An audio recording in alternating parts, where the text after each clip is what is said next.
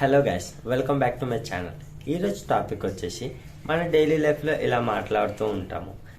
నేను మొట్టమొదటిసారి బెంగళూరు వెళ్ళాను, వాళ్ళు మొట్టమొదటిసారి ఇక్కడికి వచ్చారు, ఆమె మొట్టమొదటిసారి తాజ్మహల్ చూసింది, అతను మొట్టమొదటిసారి నన్ను తిట్టాడు.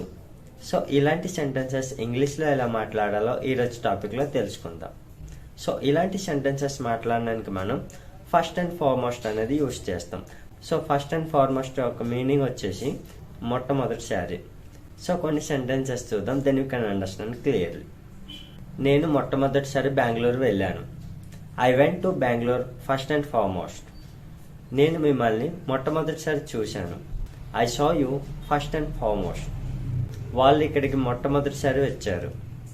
They came to here first and foremost. నేను ఈ సిచ్యువేషన్ని మొట్టమొదటిసారి ఫేస్ చేస్తున్నాను.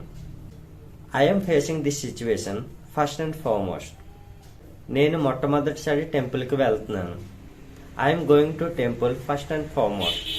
మీరు ఇక్కడికి మొట్టమొదటిసారి వచ్చారా? Did you come to here first and foremost? అతను నన్ను మొట్టమొదటిసారి తిట్టాడు. He scolded me first and foremost. మీరు మొట్టమొదటిసారి తాజ్మహల్ చూస్తున్నారా? Are you seeing Taj Mahal first and foremost?